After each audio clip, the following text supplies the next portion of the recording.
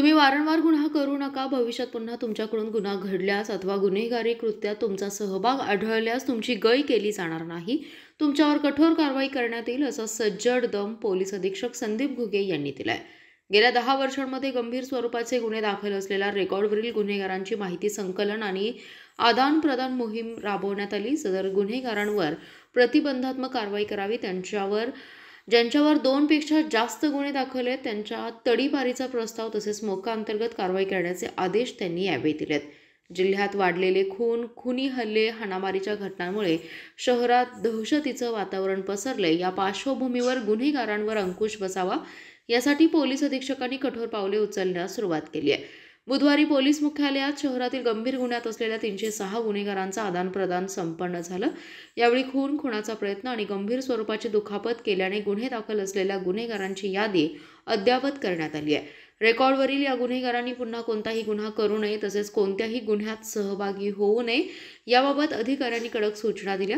विविध गुन्ह्यांमध्ये कारागृहातून जामिनावर बाहेर असलेल्या गुन्हेगारांना गुन्हे प्रकटीकरण शाखेचे पथक आणि बीट मार्शलनी वारंवार तपासणी करून ते सध्या काय करतात, त्यांच्या वर्तनात सुधारणा होत आहे की नाही याची तपासणी करण्याच्या सूचना देण्यात आलेल्या आहेत।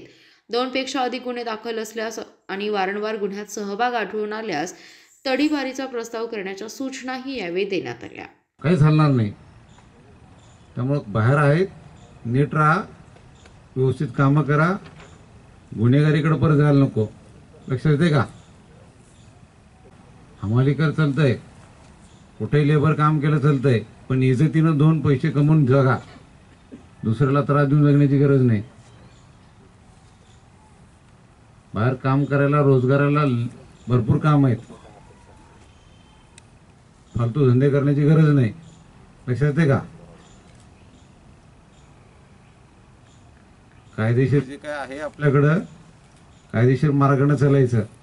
लय तुमच्यावर अन्याय झाला, कुठं काही बोंब असेल, कोर्ट आहे, पोलीस आहेत, यंत्रणा आहे, स्वतःहून काय भानगडी करू नका। लक्षात येतंय? कुणी आपल्या हद्दीमध्ये करत असेल, लोकल पोलिसांना माहिती द्यायची, प्रामाणिकपणे माहिती द्या, ठीक आहे? तुम्ही परत विकायचा प्रयत्न करू नका। परत विकलं, दुसऱ्या गुन्ह्यामध्ये अडकले, परत आतमध्ये जाणार, राहिलं सायला विषय तिकडंच। लक्षात आलंय?